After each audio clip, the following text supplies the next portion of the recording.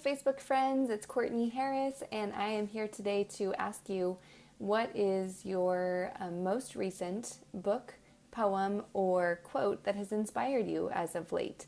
And I just wanted to share a little bit about a book that I've been reading, and I've just been reading it within the past month, and so I'll kind of pick it up and I'll read bits and pieces, and I'm reading other books, but it's a great book to just read a couple of sections and meditate on, or find a passage to reflect on or journal on. So today I wanted to share that book with you, and I want to hear back from you. What is the book or the quote or the poem that you've read lately that has been inspiring to you? Hi Amy, thanks for hopping on. Hey Monica. Okay, so the book that I'm going to talk about today is called Rise, Sister, Rise, and the subtitle is A Guide to Unleashing the Wise Wild Woman Within. So it sounds a little radical, sounds, about finding the wild within ourselves, and it is that, but it's also really interesting because it talks a lot about the balancing between our masculine and feminine energies, and that everything in the world, every person in the world, is created with masculine and feminine energies both, and that sometimes we might have one that's a bit out of balance, or we might be deficient in one of the areas, or we may be excessive in one of the areas. And so the book is interesting because it gives a lot of time and opportunity to stop and reflect on ways that masculine and feminine energies show up in our lives. And so I found it extremely interesting as a way to do some self-investigating. So the quote that I wanted to share comes from this book, and it's on page 81, and it says, "In order to allow our true nature the space and nourishment it needs to rise, we must be vigilant at creating an intimate relationship with ourselves. We must study ourselves. Become experts in you. If others have an opinion of you, that is simply that, an opinion, theirs. An opinion tainted by the filter that they see the world through.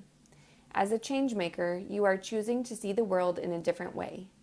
Most people are not like you. Change makers change things. Change is uncomfortable."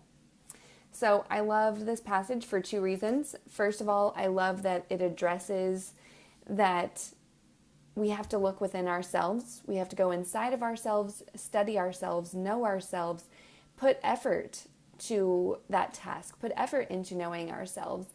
And, that is a journey, that's a source of empowerment and power for ourselves. And then I also loved I love the idea then of becoming an expert of you, because we're hearing so much. Hey Beth, good to see you here. We're hearing, we hear so much input from others, their opinion of us or their first impression of us, or in our jobs we get reviewed, and, we take those so seriously and we're impacted by those. And of course, yes, we do need to get feedback from other people. We do need to know the ways that we might be influencing others, but that doesn't define us, and that should not be the source of determining our identity. So this passage really struck me for that reason. And the second thing that I loved about it is how at the end it says, change is uncomfortable. How real is that? Like, that resonates with me, that change doesn't come overnight, and change is not an easy process. It takes intention, it takes practice. It is uncomfortable. So changing and growing is going to be a stretch. And so Rise, Sister, Rise has been an awesome journey, an awesome book for me. I'm about 2/3 of the way, so I'll keep reading. I'll keep you posted.